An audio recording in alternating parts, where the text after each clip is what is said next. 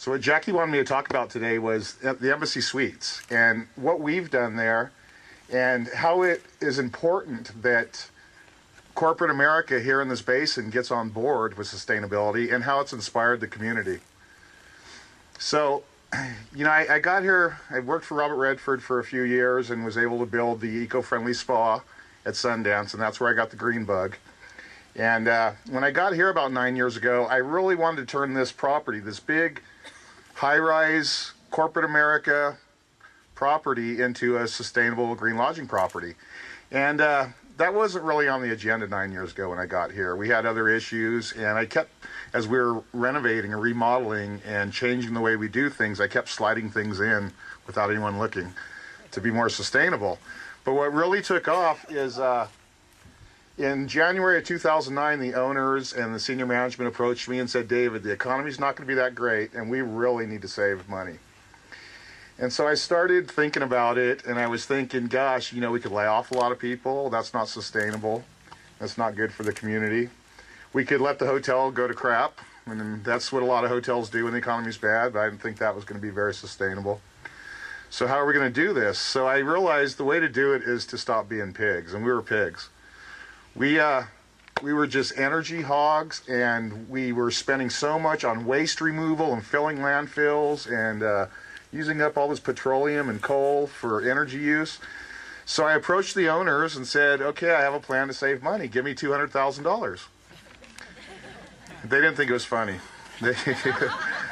They said, no, Dave, we want you to save money. We don't want to give you $200,000. So I kept working them, and finally I was able to give them a PowerPoint presentation and let them know how I was going to save money. And the plan was to reduce our energy. And I promised them a 2-year payback, and I really gave them the sales pitch.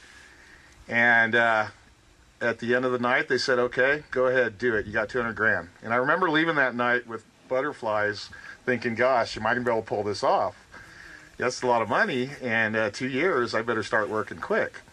Well, the whole thing is so successful that we actually paid them off in about 6 months. And we got them their $200,000 back. And since then, in the first year, we saved $500,000 in energy and waste removal at this hotel. It's an incredible story, and why it's important is we're a big guy here. We're the largest Embassy Suites west of Chicago, third largest in the world. We're a big corporate America facility on the South Shore. We bring 15 to 20,000 visitors a month up here. And it's important that we give back to the community. It's important that we reduce our carbon footprint. Business and Lake Tahoe and sustainability go hand in hand. And for all of us to live here, there needs to be business. But it has to be sustainable business. And so I kind of felt at that point the doors open for sustainability. Once I got that 200 grand, we installed variable frequency drives. We installed an energy management system, an ozone laundry system. And so we had all this going on, and we were doing the right thing with energy. And I felt that the door was open, so let's walk through it. I talked to the owners, and I talked to the general manager, and I said, let's become a state-certified green lodging property. Let's go for it. Let's be green. We've got the energy down. We've did occupancy sensing thermostats, and we did occupancy sensors, LED lighting. But there's so much more to sustainability. So now that we're saving you $500,000 a year, let's start looking at other things. So the first thing that had to go is styrofoam and plastic. Hotels use a lot of styrofoam and plastic. And I said, if we're going to be sustainable, the styrofoam and the plastic has to go. It has to go. And so about that time, I met Eric Taylor, who's out here in the crowd, and he runs Tahoe Green Eek, and he introduced me to a bunch of compostable products, a lot of plant-based products that replace styrofoam and plastic. And so I went to the food and beverage people and said, okay, we're getting rid of the styrofoam. If we're going to, talk the talk, we've got to walk the walk. Styrofoam, plastic has to go. Here's some products that you can shop around for, compostable. And they said, okay. And they came back to me a week later and said, no way, Dave. And I said, why? And they said, that stuff's expensive. And, I didn't want to go back to, well, we're saving $500,000 in energy because what you did yesterday means nothing. So you got to move forward. So I realized there was something else we're not doing, and that was recycling. we were kind of recycling, and everyone tries to recycle, but we really needed to revamp it. And so we really hit the recycling side of it hard, and we put recycling containers in every suite and every office, and we started recycling cardboard, paper, aluminum cans, plastic, glass bottles. You know, one of the things at the Embassy Suites, we give 2 hours of free cocktails every night. We get our guests drunk, and then we ask them to behave. And in doing that, there's a lot of glass bottles that are created. And that was all going into the landfill, and our waste bill was huge. So once we took all of this out of there, not only did we reduce our waste by about $5,000 a month, what was going into the landfill, we also started cashing in at South Tahoe Refuse, who I love dearly, partners with us in a lot of things, but they have a buyback center in South Tahoe. And so we take, every couple of weeks, we take all of our recyclables down there, recyclables, and we get cash, and we bring them back to the hotel. We give the cash to the accounting department. They put it in the account for food and beverage to buy the compostable products. And so this was a huge success. So it was a no-brainer. Here, we can pay for it just by doing the right thing.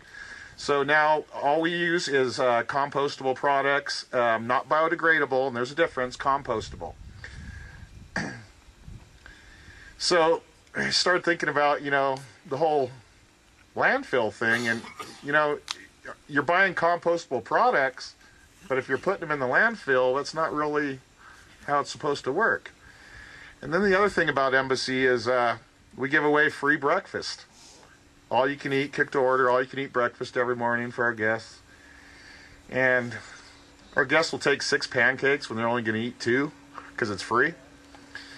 And not knocking our guests, love our guests, but that's just how we are as Americans. And so we have this just tons of food waste, and I crawled into this compactor to see what are we throwing away.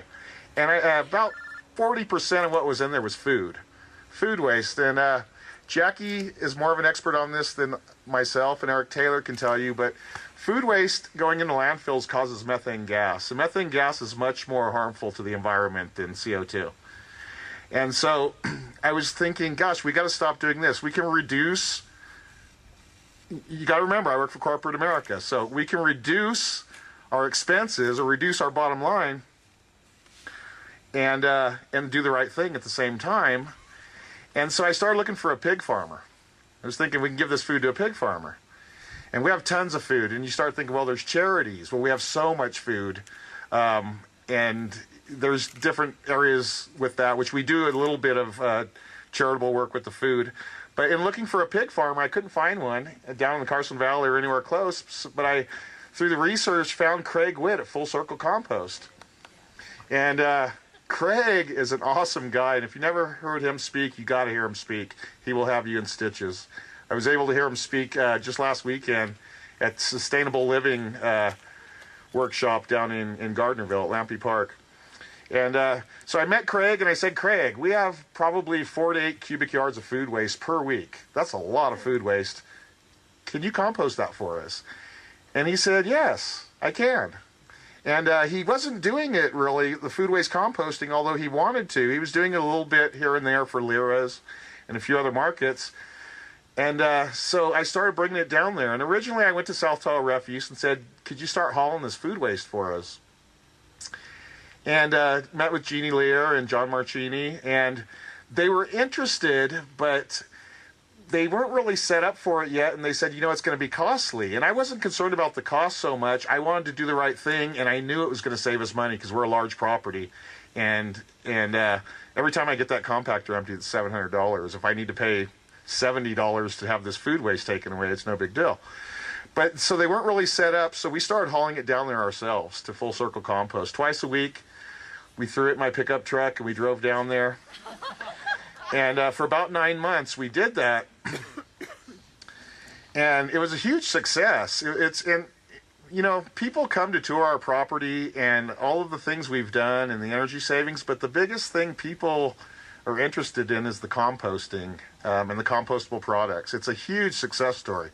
So we went along doing this, and then Eric Taylor and I, Eric's in the crowd. Where you at, Eric? Eric. So Eric and I got together, and Eric's brother, and Joanna Walters, and Tom Windell, who's over here. Hi, Tom. And we decided to put together Compost Tahoe, which is a nonprofit org here in the Tahoe Basin that was created to implement and sustain a commercial composting facility program. And so we got this started, and there was interest around town. And the Marriott was interested, Zephyr Cove Resort was interested, Denny's, believe it or not, was interested because of the success story of the composting and doing the right thing and saving money. And so we kept going down this road, and finally South Tahoe Refuse and John Marchini and Jeannie Lear called a meeting with myself and the Marriott, Jerry Young, and they said, let's do it. Let's start a pilot program. And let's start with your hotel, and let's build it up to about 4 or 5 properties and kind of work out the kinks and have a pilot program going and figure out how we can do this and be sustainable doing it. And so